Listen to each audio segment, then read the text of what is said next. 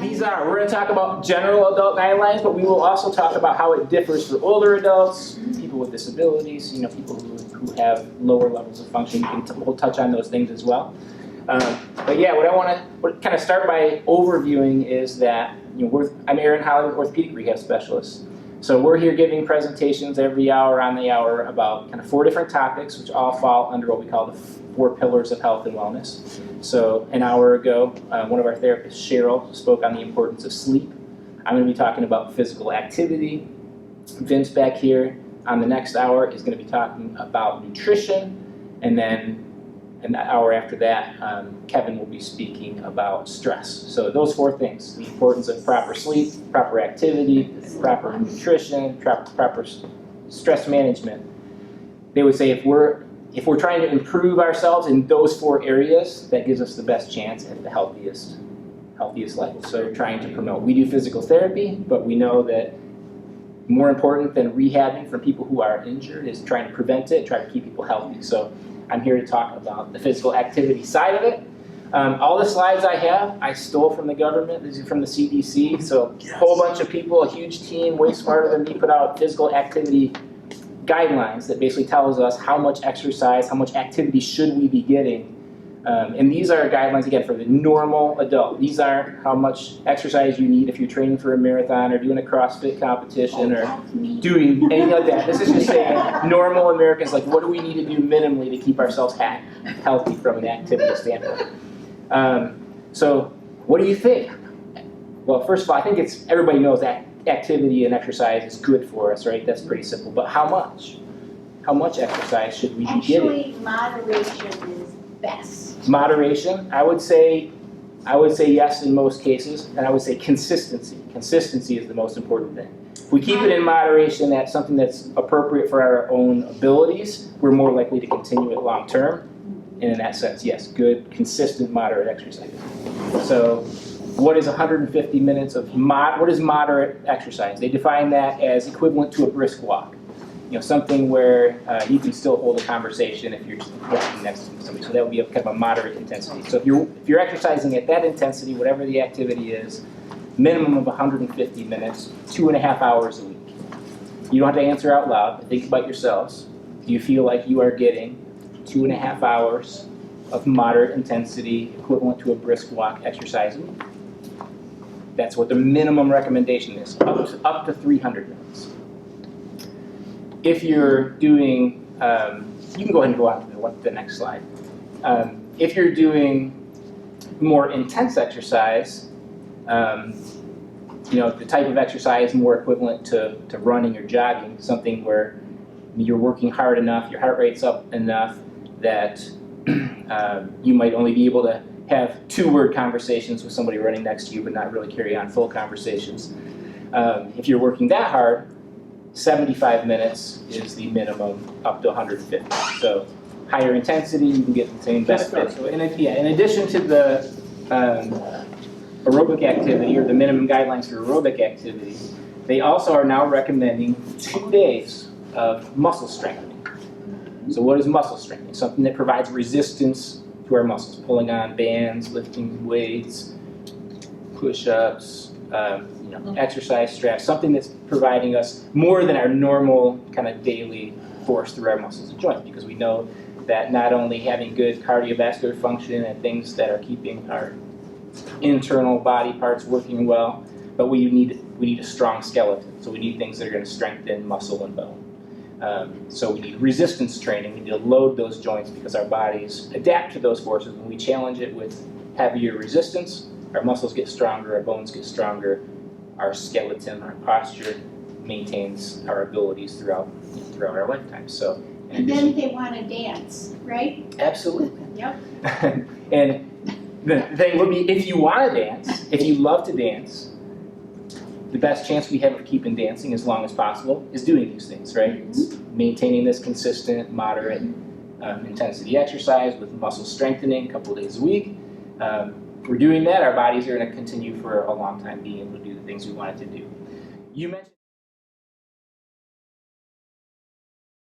You mentioned, are these for adult guidelines? Yes, they're adult guidelines. If you go to like older adult guidelines, they would actually add more to this, and they would say at least you need to incorporate, in addition to this, specific balance training.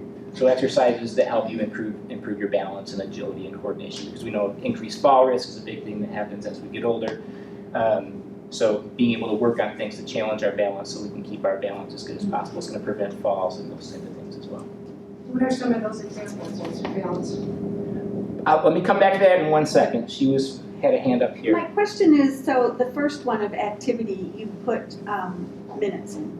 The second one, you put days in. So Yep. you could say 2 days a week. Yep. So of muscle training. Yep.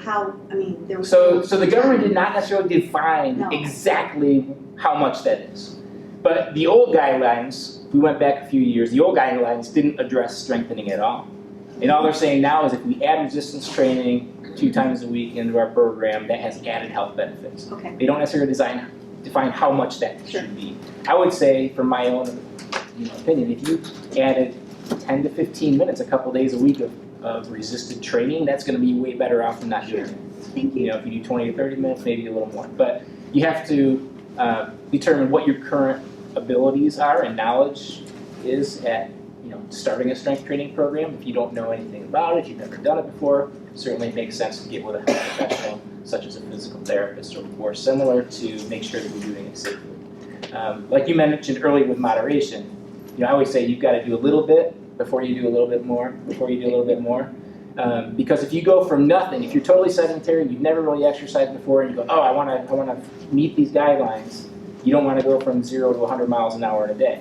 A lot of times I talk to people, actually I was just out visiting my sister-in-law this weekend, and she was telling me this, every time I exercise, something hurts for 3 days, and I can't continue to exercise. Well, what do you do? Well, I went to this Orange theory class, and I just worked really hard. But she went from doing nothing to picking the most intense exercise classes that are out there, and didn't do moderation, and her body was sore afterwards. She didn't like how she felt afterwards, and she's like, oh, I just can't do this exercise thing. But, you gotta kind of build a base, you gotta do a little bit before you do a little more, And if your goal is to do Orange theory classes, that's great, but that should be a goal to work up to or something like that, versus I'm just gonna jump right into that. So just think about your own current abilities, your current fitness level, and make sure that you're starting where you're at and just gradually doing a little more. And maybe this is something you're working toward. It might not be something for everybody that I'm gonna do next week and I'm gonna hit all those numbers. But that's the goal where you're heading toward. It would also say if you have physical challenges, you have physical disabilities, you have injury, you have something like that you deal with, they would say just do as much as you can and gradually work towards that number. So they're trying to be really inclusive to say doing a little is more than doing nothing at all. Balance exercises. Simplest thing if you're, as long as you're not at a point where it's dangerous for you to do so, but one of the simplest things is just practice balancing on one leg. I tell people, while you're brushing your teeth, balance on one leg. Make sure you balance on the other leg too. Just single leg stance, your ability to balance on one leg is huge. When we walk, we pick up one foot and we have to move it forward. Most falls happen to people who have weak hips, weak core, weak leg. They put weight on that for too long and things kind of give. Most falls happen when somebody picks up their foot and something happens to them in that moment. They misstep, they can't catch themselves on one leg, they come down wrong off a step, they get bumped while they're on one leg, and they go down. So your ability to maintain your balance on one leg is a super important thing that we want to try to maintain as we get older. If you can't balance on one leg, you might try something like one foot in front of the other and just keeping your balance. Maybe one toe directly in front of the other, keeping your balance. Anything that makes you a narrower base or a narrower base it'll challenge your balance more. So if that gets easy, you can do things like stand on foam pads or do things that, wobble boards, things that challenge your balance a little bit more. I find myself tripping over my own self. I'm finding I'm not lifting my leg up high enough. Is that part of the balance in the core? Yep, absolutely can be. If we're not really solid in our ability to balance on one leg, we're going to try to put our foot down faster.